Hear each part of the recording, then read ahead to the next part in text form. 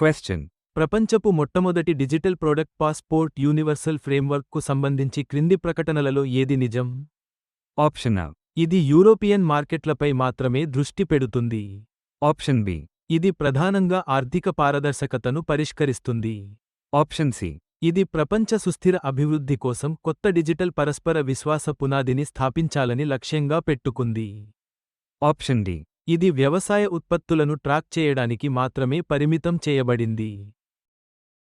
The correct answer is ఇది ప్రపంచ సుస్థిర అభివృద్ధి కోసం కొత్త డిజిటల్ పరస్పర విశ్వాస పునాదిని స్థాపించాలని లక్ష్యంగా పెట్టుకుంది. క్వశ్చన్. 40 సంవత్సరాల తర్వాత ఇటీవల పునఃప్రారంభించబడిన చీనాబ్ నదిపై సావల్కోట్ జలవిద్యుత్ ప్రాజెక్ట్ యొక్క ప్రధాన దృష్టి ఏమిటి? Option A. ప్రాంతంలో పర్యాటకాన్ని ప్రోత్సహించడం. Option B. వ్యవసాయ నీటిపారుదలని మెరుగుపరచడం. Option C. జలవిద్యుత్ ఉత్పత్తి చేయడం. Option D. చీనాబ్ నదిపై నావిగేషన్ను మెరుగుపరచడం. The correct answer is జలవిద్యుత్ ఉత్పత్తి చేయడం. క్వశ్చన్. కర్ణాటక ఇటీవల ఆవిష్కరించిన 1000 కోట్ల రూపాయలు క్వాంటం మిషన్ యొక్క ప్రధాన లక్ష్యం ఏమిటి? Option A. రాష్ట్రంలో సాంప్రదాయ కళలు మరియు హస్తకళలను ప్రోత్సహించడం. Option B. క్వాంటం టెక్నాలజీ అభివృద్ధి మరియు పరిశోధన కోసం ఒక కేంద్రంగా స్థాపించడం. Option C. గ్రామీణ ప్రాంతాల్లో మౌలిక సదుపాయాలను మెరుగుపరచడం. Option D. బెంగళూరులో పర్యాటక రంగాన్ని పెంచడం. The correct answer is quantum technology అభివృద్ధి మరియు పరిశోధన కోసం ఒక కేంద్రంగా స్థాపించడం. క్వశ్చన్. భారతదేశంలో ఇటీవల ఏ సంస్థకు శాటిలైట్ ఇంటర్నెట్ అనుమతి లభించింది? Option A. OneWeb. Option B. Hughes Communications. Option C. Starlink. Option D. Amazon Kuiper. The correct answer is Starlink. Question. భారతదేశపు మొట్టమొదటి గ్లోబల్ ఫిన్టెక్ హబ్ అయిన IGFTCH ఏ రాష్ట్రంలో ప్రారంభించబడుతోంది? Option A. Maharashtra. Option B. Tamil Nadu. Option C. Odisha. Option D. Karnataka. The correct answer is Odisha.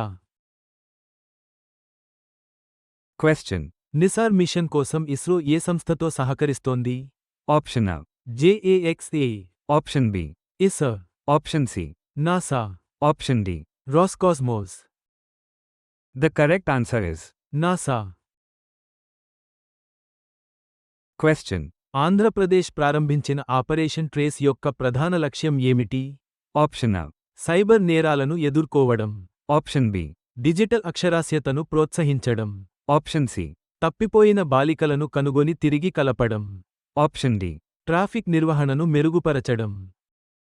The correct answer is తప్పిపోయిన బాలికలను కనుగొని తిరిగి కలపడం.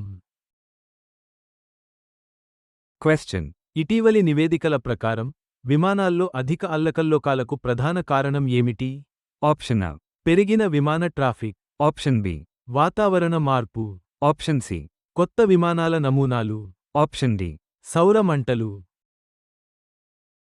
The correct answer is వాతావరణ మార్పు.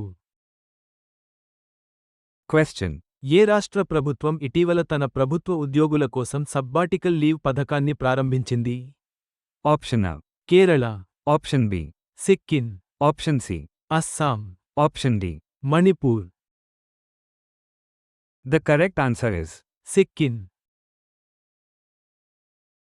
క్వశ్చన్. తీవ్రమైన పర్యావరణ వినాశనం కారణంగా గాలిలో కలిసిపోవచ్చు అని సుప్రీంకోర్టు ఏ రాష్ట్రాన్ని హెచ్చరించింది? Option A. Uttarakhand. Option B. Himachal Pradesh. Option C. Jammu Kashmir. Option D. Arunachal Pradesh. The correct answer is Himachal Pradesh. Question.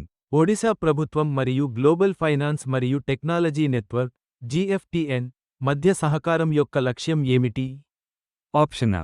ఒడిశాలో పర్యాటకాన్ని ప్రోత్సహించడం. Option B. భువనేశ్వర్లో integrated global financial technology capability హబ్ను అభివృద్ధి చేయడం. Option C. రాష్ట్రంలో వ్యవసాయ పద్ధతులను మెరుగుపరచడం. Option D. ఒడిశాలో మౌలిక సదుపాయాల అభివృద్ధిని పెంచడం. The correct answer is భువనేశ్వర్లో integrated global financial technology capability హబ్ను అభివృద్ధి చేయడం. Question. సుప్రీంకోర్టు ఆదేశాల మేరకు 2025 నుండి 26 విద్యా సంవత్సరం నుండి ఓబీసీ కోటాను ఏ నగరం అమలు చేస్తుంది? Option A. Delhi, Option B. Mumbai, Option C. Chandigarh, Option D. Chennai. The correct answer is. Chandigarh. Question. ISRO మరియు నసా యొక్క ఉమ్మడి మిషన్ పేరు ఏమిటి? Option A. Chandrayaan 3, Option B.